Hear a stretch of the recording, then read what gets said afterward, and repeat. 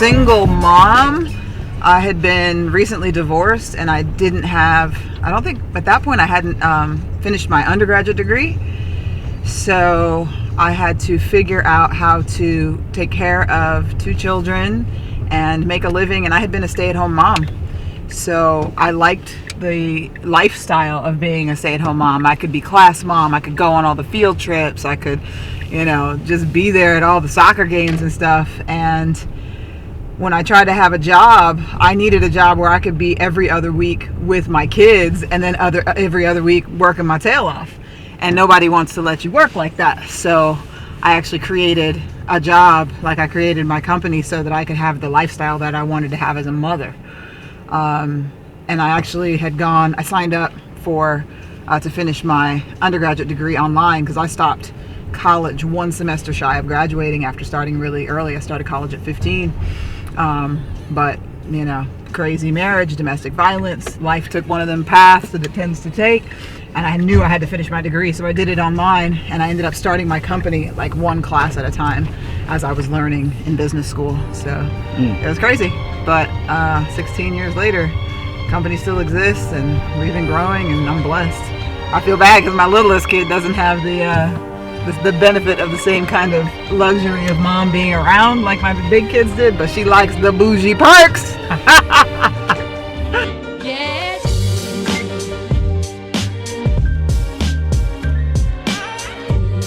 Put a spell on you.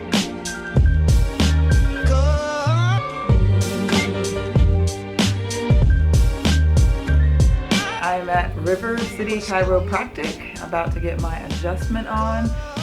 Some few years ago, I woke up and I actually wasn't able to stand on my legs and walk, so I do regular maintenance. The chiropractor keeps me healthy. So I'm about to get on this traction table, which is one of my favorite things. Put a spell on you.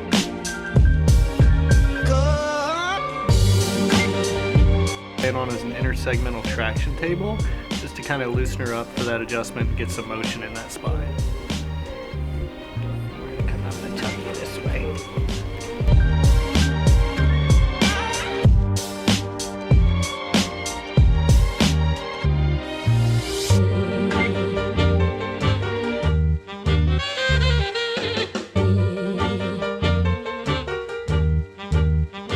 Yes.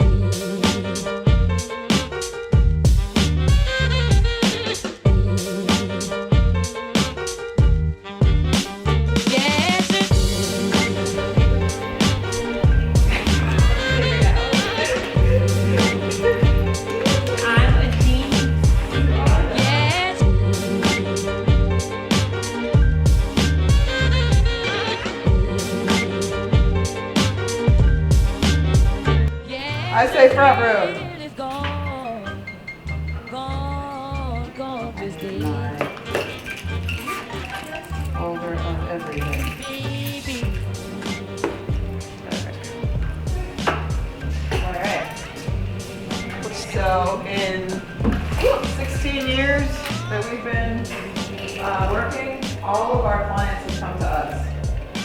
So we have an inbound call that we're about to take for somebody who's interested in working with us. So at some point we're going to need to expand and use actual salespeople and do business development. Now would be a good time to do that, but particularly with like diversity and inclusion being a hot topic, everybody's calling us right now. But that's what they've done forever. People have just called us, which is a blessing.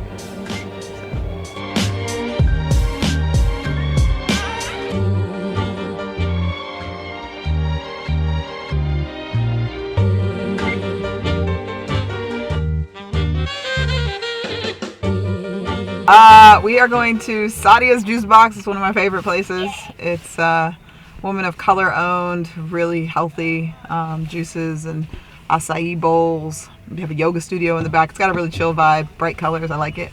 And we are going to meet with a woman who is starting her own enterprise and just wants to talk about some stuff. I don't know if we're going to go into like a coaching relationship, but it'll just be our initial meeting. I just want to hear about what she's trying to do.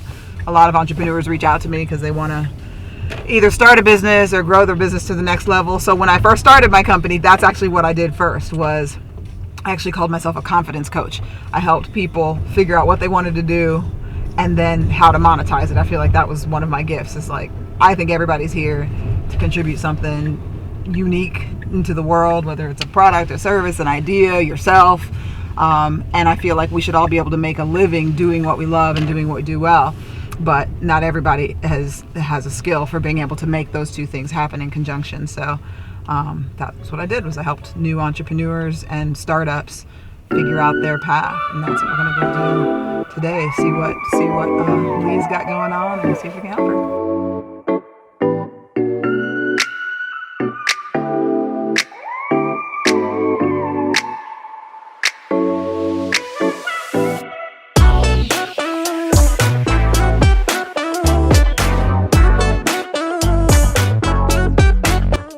This is Marshall Street in Jackson Ward, Richmond, Virginia.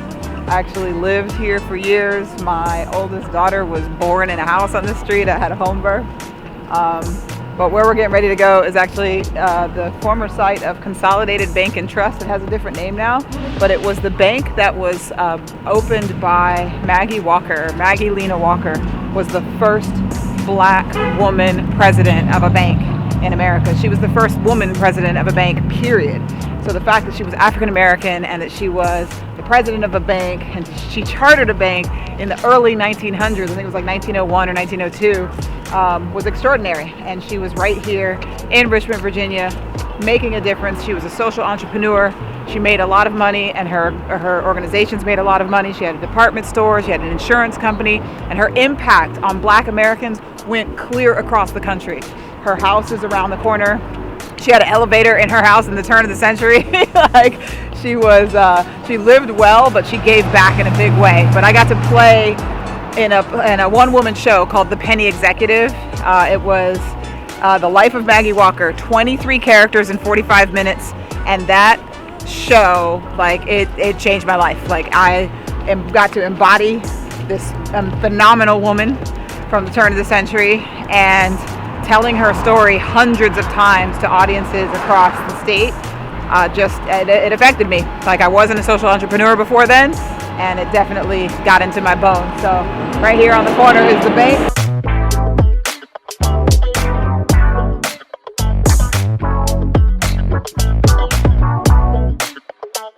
But until Premier bought it, it was the longest continuously operating Black-owned bank in the country. And it changed hands a few years ago, but phenomenal piece of American history, Black American history. I'm really proud to have been part of that.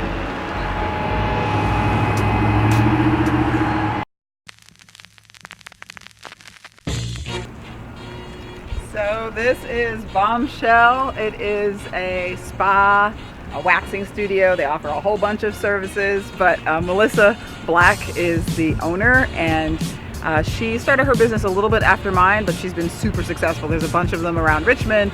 She's living in Vegas right now because they opened up one in Vegas. So love to support local, and yeah, got stuff to do here today.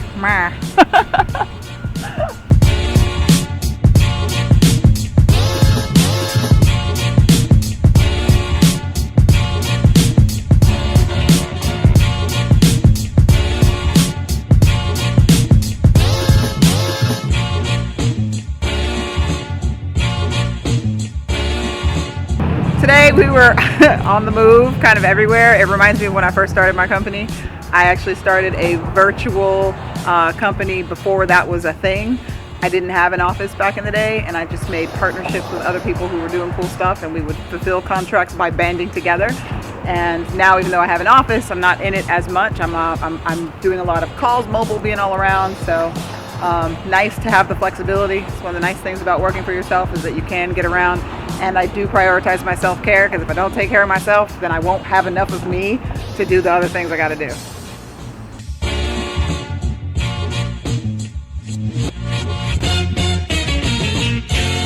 Hey there, thanks so much for watching. Do me a favor and like, share, and subscribe to this channel. And don't forget to click the bell.